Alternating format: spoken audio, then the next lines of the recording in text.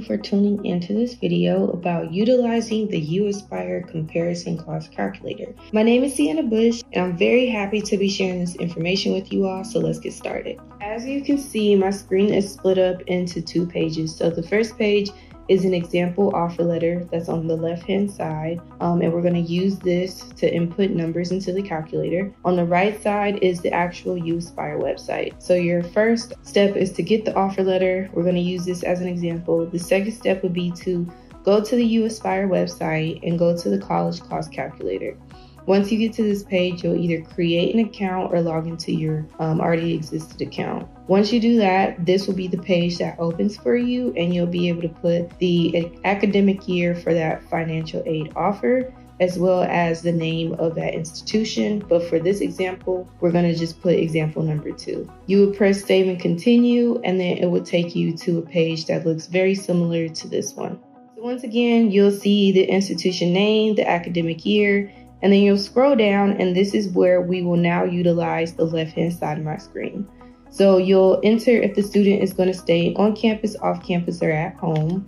And then you'll begin to see the direct costs. So for tuition and fees, it's $15,915. You may wonder where I got that number from. So if we come to the left-hand side, you'll see that that's the first number on the offer letter. Then for the meal plan, usually meal plan, housing, room and board are all together.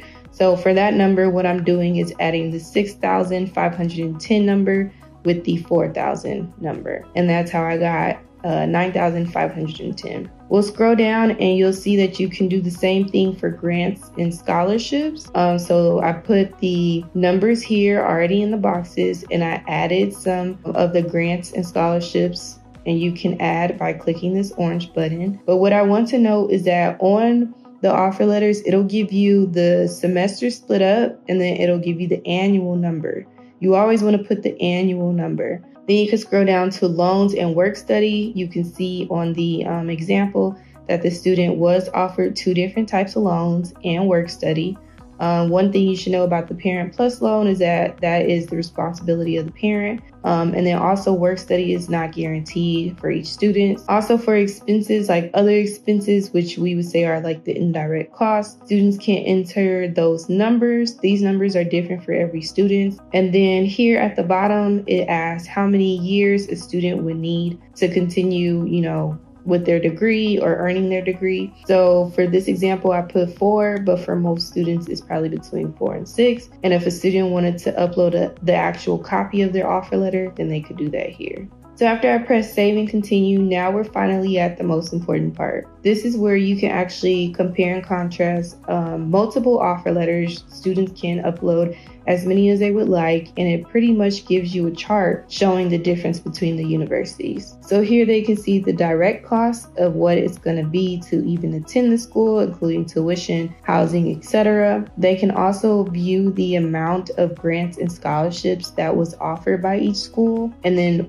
the student loans as well. So the first green box shows the student their estimated bill before they were to take out loans. The second green box shows the estimated bill after the student would take out loans. So they really want to look at this and compare the difference between, okay, how much is it if I take out loans? How much is it if I decide not to? And also just the overall difference between the schools. They should pick whatever is best for them. And what I mean by that is if they have a financial plan and they really want to, attend either or, and they're willing to take out loans, then that's the number. But if they really want to stay affordable, then option 2 or example 2 might be the best route for them. Then I also want to include that the rest of the numbers that we inputted are side by side like the rest of the chart. This also talks about the long-term loan information.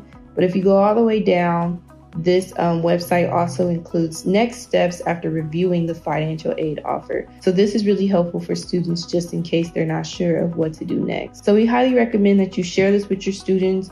We highly recommend that you use it with, the families of the students and just help them make informed, financially smart decisions. So we really hope that this was helpful. Thank you all for tuning in, and we're looking forward to creating more videos.